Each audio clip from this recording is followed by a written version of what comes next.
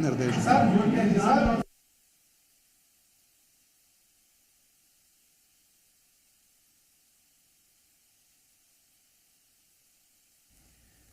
राज्य निर्वाचन आयोग की प्रेस कॉन्फ्रेंस। छत्तीसगढ़ से सबसे बड़ी खबर। निर्वाचन आयोग ने जो प्रेस कॉन्फ्रेंस दी है उसके माध्यम से बड़ी खबर आ गई है।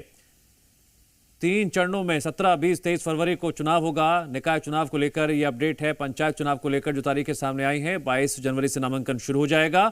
28 जनवरी तक नामांकन होगा। वहीं 11 फरवरी को शहरी क्षेत्रों में मतदान होगा। 15 को मतगणना होगी। वहीं बात कर लेते हैं हम ग्रामीण क्षेत्रों की। 3 चरणों में 17, 20, 23 फरवरी को चुनाव होगा। पंचायत चुनाव 3 चरणों में होंगे। जी मीडिया संवाददाता सब जुड़ेंगे, उनसे भी अपडेट लेंगे। प्रेस कॉन्फ्रेंस मौजूद है, लेकिन पहले हम जरा पार्टी से, जो पॉलिटिकल पार्टीज हैं, उनसे रिएक्शन ले लेते हैं। केदार कश्यप हमारे साथ जुड़ गए। केदार कश्यप जी, तारीखें आ गई हैं, कितना आपको उत्साह है इन तारीखों को देखने के बाद? मैं केदारनाथ गुप्ता बोल रहा हूं, प्रदेश प्रवक्ता। माफ कीजिएगा, मैं बिल्कुल हाँ केदार गुप्ता जी, तारीखें आ गई है। बड़ा उत्साह है भारतीय जनता पार्टी में। और इस बार सभी नगर निगम में, पालिका में और नगर पंचायत में, उसके साथ ग्राम पंचायत में पंच सरपंच सभी भारतीय जनता पार्टी के बनेंगे, क्योंकि माननीय विष्णुदेव साय जी ने, डबल इंजन की सरकार ने अपने चुनाव के सारे वादे पूरे किए हैं और ये सिद्ध करके दिखा दिया कि गरीब, किसान, युवा, महिला सभी के साथ अगर कोई सरकार तेजी के साथ काम कर रही है तो माननीय विष्णुदेव साय की सरकार है, डबल इंजन की सरकार है। सारे काम साए साए हो रहे हैं। आज भी भूमिहीन मजदूर कल्याण योजना लॉन्च की गई, 582 करोड़ रुपए उसमें दिए गए। निश्चित रूप से मेरा मानना है कि माननीय विष्णुदेव साय जी ने एक नया कीर्तिमान स्थापित किया है छत्तीसगढ़ में। केदार जी, आप अगर हम बात करें उपचुनावों की, पार्टी को जीत मिली, पार्टी लगातार अपनी योजनाओं के बारे में जनता को बता भी रही है, लेकिन जब शहर की सरकार और गांव की सरकार चुनने की बारी आती है तो बहुत मुद्दे, गुण मुद्दे होते हैं जो गांव के गली मोहल्ले से जुड़े होते हैं, शहर के स्थानीय मुद्दों से जुड़े होते हैं। तो क्या चुनौती रहेगी जनता के बीच बीजेपी के प्रति? कितना अभी लगाव बरकरार है या कम हुआ है? देखिए, लगाव बरकरार है और लगाव रहेगा भी, क्योंकि जहां तक गांव की बात है, किसान भाइयों का धान 3100 रुपए के हिसाब से 21 क्विंटल ले रहे हैं, एक मुश्त पैसा दे रहे हैं। प्रोत्साहन राशि अभी फरवरी में एक साथ आ जाएगी। महतारी वंदन योजना चालू है। लगातार पंच पंचायत से लेकर नगर निगम में, वार्ड से लेकर सभी क्षेत्रों में विकास के कार्य हो रहे हैं। हमारे नगरीय प्रशासन मंत्री, हमारे ग्रामीण विकास मंत्री सभी जाकर एक एक गांव में, एक एक शहरों में विकास की गंगा बहा रहे हैं। मेरा मानना है कि छत्तीसगढ़ में भारतीय जनता पार्टी की सेवा से पूरे छत्तीसगढ़ प्रदेश के मतदाता खुश हैं और भाजपा इस बार पंच से लेकर संसद तक का रिकॉर्ड कायम करेगी। कांग्रेस प्रवक्ता सुरेंद्र जी हमारे साथ जुड़ गए हैं। सुरेंद्र शर्मा जी, स्वागत है आपका। पहला आपका रिएक्शन लेना चाहूंगा, तारीखों का ऐलान हो गया है। ये अच्छी बात है। लोकतांत्रिक व्यवस्था में नगरीय निकाय के चुनाव की घोषणा हुई है। कायदे से तो इसको बहुत पहले हो जाना चाहिए था। समय के से बहुत आगे निकल चुके हैं। शासकों की नियुक्ति की भारतीय जनता पार्टी कई तरह से इस बात का प्रयास कर रही है कि सरकार उसको चुनाव में सफलता मिले। मगर वास्तविक में अगर देखा जाए तो पिछले 1-1.25 साल की जो भारतीय जनता पार्टी की सरकार है वो पूरी तरह से असफल सरकार है। लॉ एंड ऑर्डर के मामले में कह लो, चाहे धान खरीदी के मामले में कह लो, चाहे नगर विकास के संबंध में कह लो, भारतीय जनता पार्टी की स्थिति बहुत ही चिंताजनक है। और कांग्रेस पार्टी जो है पूरी तरह से ताकत के साथ लड़ेगी। सुरेंद्र जी, माफी के साथ आपको रोक रहा हूं। देखिए, ये तो तय है कि विपक्ष का काम है सरकार की नाकामियों गिनाना, सरकार का काम है अपनी खूबियां गिनाना, लेकिन आजकल जो पॉलिटिकल माहौल आपकी पार्टी में देखने को मिल रहा है वो उसे आप कितना बड़ा चैलेंज मान रहे हैं मौजूदा परिस्थितियों में? देखिए, जब से कांग्रेस पार्टी बनी है तब से लेके आज तक बहुत बड़ी तादाद में इसमें लोग होते हैं। बहुत विचारधारा के लोग भी होते हैं, बहुत तरह के जीवन जीने वाले लोग भी होते हैं। तो ये मतांतर होना कोई बहुत बड़ी बात नहीं है। मगर जहां तक चुनाव में लड़ने का सवाल है या भारतीय जनता पार्टी के साथ लड़ने का जहां तक सवाल है, तो कांग्रेस पार्टी पूरी तरह एकजुट है, एक साथ मिलकर लड़ेंगे और भारतीय जनता पार्टी को पराजित करेंगे। केदार जी, अभी हाल ही में जो पॉलिटिकल टसल देखने को मिली है, कई घोटालों की आवाज हो, मुद्दों की बात हो, कार्रवाई की बात हो, क्या अब जनता के हाथ में वो चाबी होगी तय करने की क्या सही है क्या गलत है, और वो दोनों बयानों को किस तरह से देखती है? समझ चुकी है कि कांग्रेस पार्टी जब जब शासन में आती है, लूट, षड्यंत्र और भ्रष्टाचार, इसके अलावा कुछ नहीं होता। छत्तीसगढ़ महतारी को पूरी तरह से लूटने का इन लोगों ने काम किया, खजाने को खाली कर दिया, विकास पूरी तरह से रुक गए। खाली भ्रष्टाचार, चाहे शराब की बात करें, कोयले की करें, चावल की करें, सिर्फ भ्रष्टाचार होता गया। तो बड़ा मामला है और जनता इस बात को समझ चुकी है। गोठान से लेकर कोयले तक किसी चीज को इस सरकार के मंत्रियों ने, कार्यकर्ता नेताओं ने नहीं छोड़ा और आज जेल की हवा खा रहे हैं तो बिलबिला रहे हैं। मेरा मानना है राजनीति का क्षेत्र, अगर जनता आपको अवसर देती है शासन में आने का, तो सेवा का क्षेत्र होता है, विकास करना चाहिए। आज देखिए कि छत्तीसगढ़ प्रदेश के साथ साथ मोदी जी की सरकार भी छत्तीसगढ़ को विकास के एक नए आयाम सौंपती चली जा रही है लगातार। गरीबों का प्रधानमंत्री आवास की बात करें, चाहे रोड की बात करें, इंफ्रास्ट्रक्चर की बात करें, गडकरी जी ने करोड़ों रुपए की सौगात छत्तीसगढ़ को दी है। तो भारतीय जनता पार्टी लगातार जन कल्याण की योजनाओं को लेकर आगे बढ़ रही है, विकास की बात करती है, और कांग्रेस खाली लोगों को डिवाइड एंड रूल। आप दोनों की बातें सुनकर चुनावी माहौल अब बनने लगा है, ये कम से कम संकेत मिल गए हैं। सुरेंद्र शर्मा जी, आपका रिएक्शन भी बहुत जरूरी आता है इस चर्चा में। देखिए, समझिएगा सर, जो मैं समझाना चाह रहा हूं, अभी रोक रहा हूं आपको, हम जरा अपडेट ले लेते हैं। जो तारीखें आ चुकी हैं, सत्यप्रकाश जो इस प्रेस कॉन्फ्रेंस में मौजूद भी थे, सत्यप्रकाश, तारीखें सामने आ चुकी हैं और बीजेपी कांग्रेस के बीच राजनीतिक टसल अब शुरू हो गया बयानों का, जैसा कि हम केदार जी को और सुरेंद्र जी को सुन भी रहे थे। देखिए, राजनीतिक टसन होना भी चाहिए और ये जरूरी भी है। इसलिए जरूरी है क्योंकि अब चुनाव आ गया है, और चुनाव आ गया है तो अपनी अपनी तर्कों, अपनी अपने मुद्दों, अपनी अपनी बातों और लोगों की समस्याओं और सत्ता पक्ष की ओर से समस्याओं का निराकरण, इसको लेकर अब राजनीतिक दल लोगों के बीच जाने वाले हैं। और राजनीतिक दलों के साथ साथ हम पत्रकार भी लोगों के बीच जाने वाले हैं, उनकी नब्ज भी टटोलने वाले हैं। चुनाव तारीखों का ऐलान हो गया और एक चरण में चुनाव कराए जाएंगे नगरीय निकायों के, और एक चरण में जो चुनाव कराया जाएगा वो 11 फरवरी को वोटिंग होगी। उसके लिए 11 फरवरी को वोटिंग और 15 फरवरी को नतीजे आ जाएंगे। हालांकि ये है कि रिकॉर्ड समय में ये चुनाव कराए जा रहे हैं और नगरीय निकाय का चुनाव का नतीजा आएगा उसके ठीक 2 दिन बाद पंचायत चुनाव के लिए वोटिंग शुरू हो जाएगी। 22 जनवरी से 28 जनवरी तक नॉमिनेशन भी होगा, मतलब आज 20 जनवरी है और 2 दिन बाद ही नामांकन की प्रक्रिया शुरू हो जाएगी। अभी भारतीय जनता पार्टी और कांग्रेस की ओर से प्रत्याशी का चयन नहीं हुआ है। हाँ, जरूर है कि दोनों ही दल कवायदे कर रहे हैं। कल ही घोषणा पत्र और आज चुनाव समिति बैठ,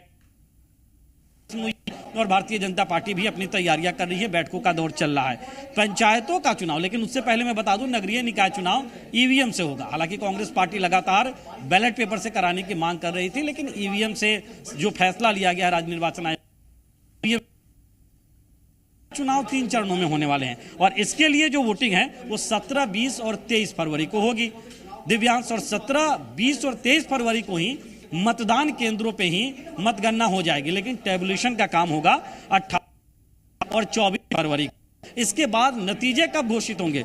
तो देखिए, नतीजे उसके 2 दिन बाद घोषित होंगे और नतीजे घोषित होंगे 19, 22 और 25 फरवरी को। और इसके बाद ये किसके लिए? पंच, सरपंच और जनपद पंचायत के लिए, और जिला पंचायत के सदस्य के लिए होगा, वो होगा 20, 23 और 25 को। मतलब कि ये समझिए कि फरवरी के महीने में पूरा चुनाव कंप्लीट हो जाएगा। 2 दिन बाद से नॉमिनेशन फाइल करना शुरू, और नगरीय निकाय और पंचायत दोनों चुनाव फरवरी के महीने में, मतलब 25 फरवरी तक कंप्लीट। राज्य निर्वाचन आयुक्त अजय सिंह ने स्पष्ट कहा है कि 25 फरवरी तक चुनाव आचार संहिता रहेगी।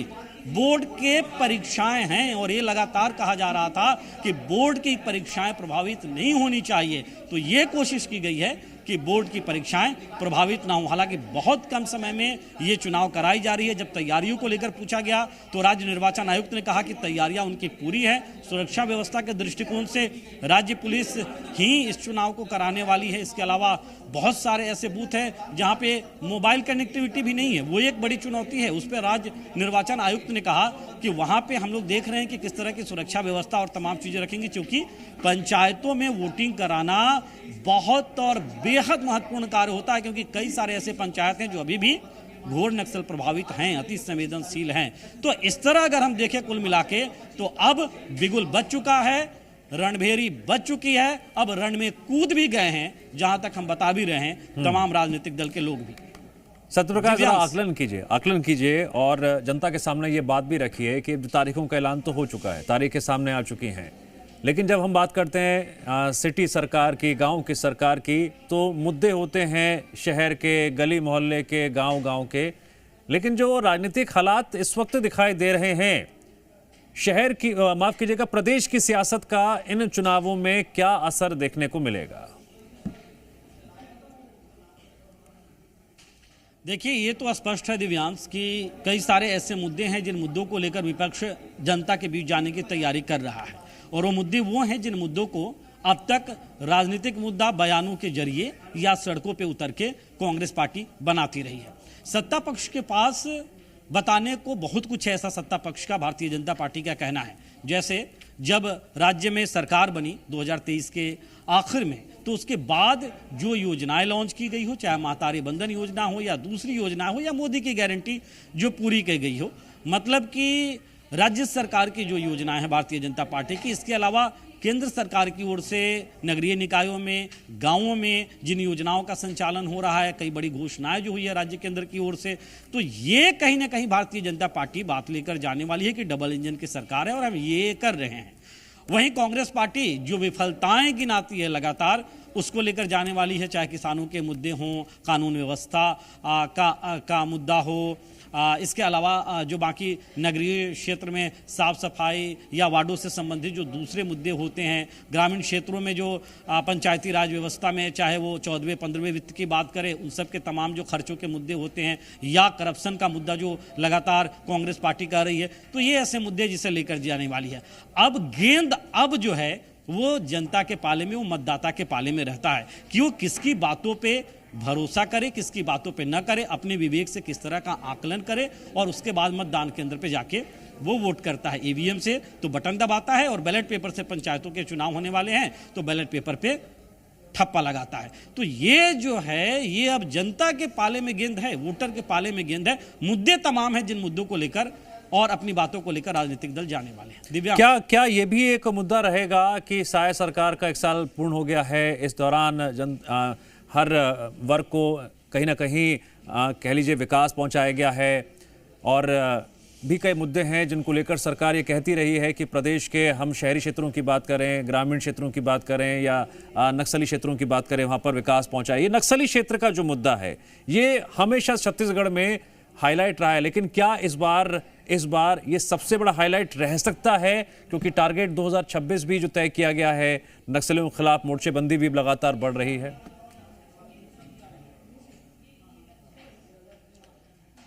देखिए, राजनीतिक दल के आधार पे नगरीय निकाय के चुनाव होंगे, और यह स्पष्ट राज्य निर्वाचन आयुक्त ने भी कहा, और ऐसा हुआ भी है।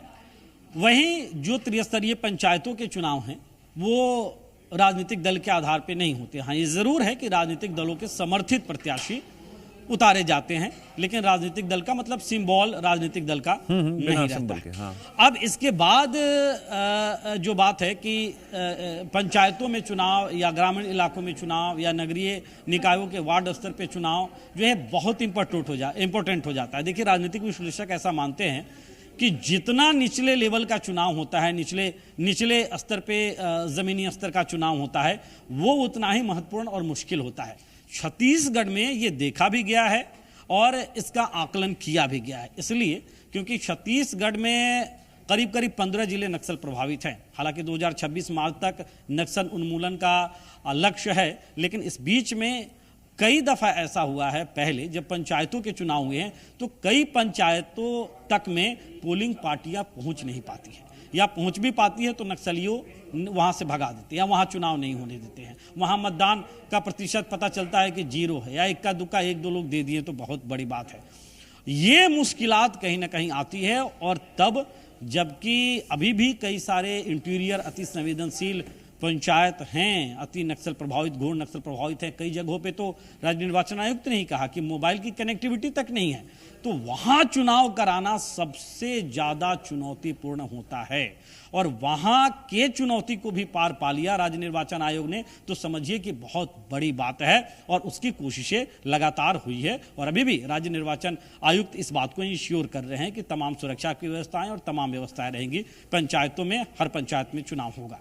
तो ये अगर कहा जाए तो नगरीय निकायों में और पंचायतों में छत्तीसगढ़ के लिहाज से अगर हम देखें तो ये थोड़ा विशेष फर्क है। वार्डों का भी चुनाव महत्वपूर्ण होता है, क्योंकि वार्ड के चुनाव में अब देखिए इस दफा यह है कि महापौर डायरेक्ट पद्धति से चुने जाने वाले हैं, मतलब प्रत्यक्ष प्रणाली से चुने जाने वाले हैं। पिछली दफा यह हुआ था कि पिछली भूपेश बघेल सरकार ने संशोधन किया था और इनडायरेक्ट मतलब पार्षद महापौर को चुनते थे। अब 10 नगर निगमों में महापौर का चुनाव होने वाला है, वो डायरेक्ट होगा, डायरेक्ट वोटर चुनेंगे। तो महापौर भी स्थानीय के साथ साथ राष्ट्रीय मुद्दे हो सकते हैं, लेकिन वार्डों में लोकल मुद्दे ज्यादा हावी रहते हैं और इसलिए काफी मुश्किल होता है। बड़े बड़े नेता भी जब वार्डों में उतरते हैं और अपनी बात राष्ट्रीय स्तर की, प्रदेश स्तर के रखने की कोशिश करते हैं, तो लोगों को लगता है यार सत्यप्रकाश आपने तारीखों के बारे में बताया और साथ ही साथ नहीं है, मच्छर बहुत 360 डिग्री जो आपने ये विश्लेषण किया है आगे पीछे का और भविष्य का भी, लेकिन इतना तो तय है कि राजनीतिक पार्टियों ने कमर कस ली है। संगठन में कसावट, फैसलों के आधार पर जनता के बीच बातें पहुंचाना, इसकी तैयारी अब जोर शोर से शुरू हो जाएगी। लगातार छत्तीसगढ़ के दर्शकों तक भी हर खबर सबसे पहले हम पहुंचाते रहेंगे। फिलहाल सत्यप्रकाश, जानकारी के लिए आपका शुक्रिया। और यहां वक्त है ब्रेक का।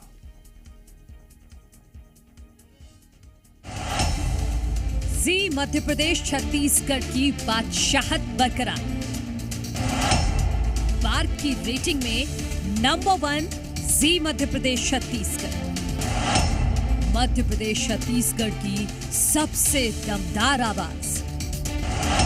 भरोसे के लिए दर्शकों का आभार।